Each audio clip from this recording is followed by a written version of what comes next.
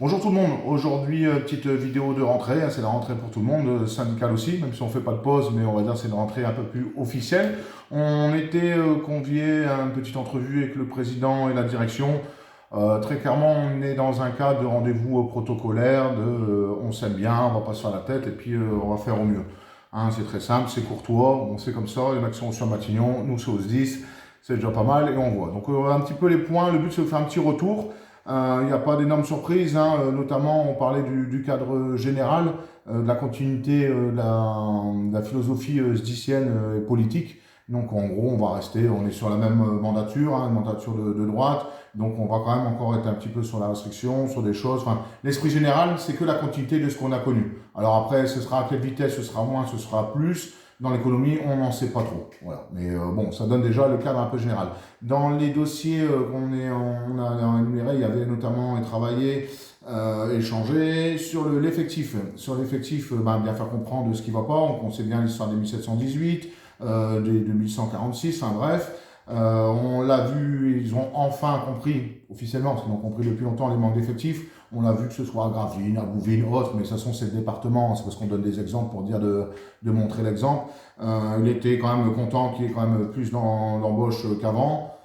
Vous voyez, un peu compliqué, donc on n'a pas trop chatouillé sur le sujet. On a fait comprendre que il y avait quand même des éléments clés sur le sous-effectif, tout ce qu'on ne pouvait pas faire. On a aussi pris des notes sur les CDD. Il était content d'avoir des CDD. Bon, nous non, parce que déjà c'est pas des CDI. Et de plus, c'est quoi à 90%? Les CDD, c'est des SPV qui sont à fond de garde, qui ont déjà basculé leur temps. Comme ça, on les met en CDD pour qu'ils puissent continuer. Donc voilà, au revoir les SPV, bonjour les CDD, mais ça reste toujours le même. Et pour à la garde, qu'il soit CDD ou SPV, ça reste le même être humain, donc ça change absolument rien dans les carences. On a parlé aussi des abandons de CIS, hein, quand on en a une quarantaine sur deux mois, sur un casse moyen en centre de secours, c'est éloquent, je pense qu'il n'y a pas besoin d'en parler plus.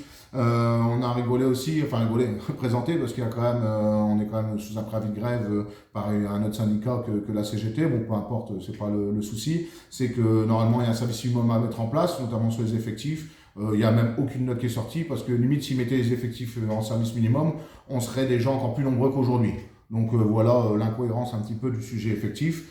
Sur le 1718, je pense que c'est un chiffre qu'ils n'ont pas envie de bouger. Dedans, on inclut CLM, CLD, tout ce qui va avec, sans en vouloir aux copains, hein, mais en gros, on n'est pas à 1718 dans les engins, très clairement.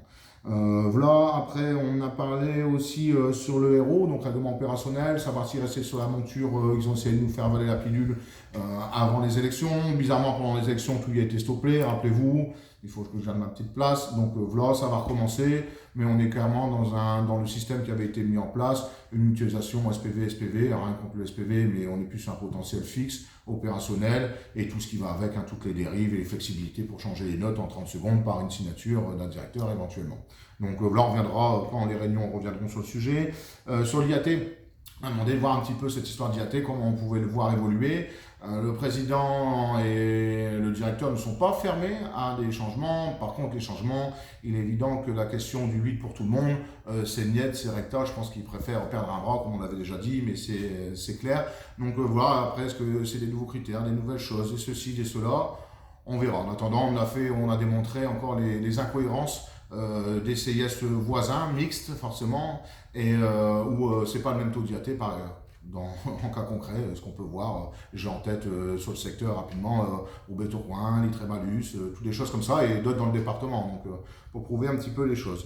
On a parlé aussi des nominations, de savoir, alors pas spécialement sur le nombre, parce que le nombre il est ce qu'il est, je pense pas qu'on ait d'ouverture spécialement sur le nombre, à part quand il y aura un grand jour, peut-être 5 nominations en plus, hein, annuelles. C'était surtout sur les lieux d'affectation. Est-ce qu'il y a un intérêt, on a demandé d'avoir un travail RH là-dessus, est-ce qu'il y a un intérêt de muter un agent à 200 km de chez lui? Est-ce que son taux d'absentéisme est supérieur quand il y a 200 km de chez lui ou quand il est dans son secteur d'habitation? Est-ce que l'intérêt du SDIS c'est de l'agent et de l'envoyer au bout du monde? On est un agenda 21, on parle d'écologie à 300 à l'heure, où on en est sur le sujet, parce qu'on, voilà, vous voyez un petit peu toutes ces choses.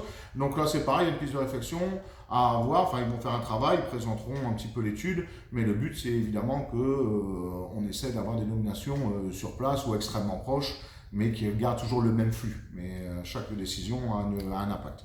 Donc voilà un petit peu. Et après, en dernier sujet, on a abordé l'histoire de la vaccination, du pass sanitaire et du télétravail, qui sont fortement liés à l'histoire Covid. Bon, vaccination, c'est vaccination, je pense que tout le monde a compris.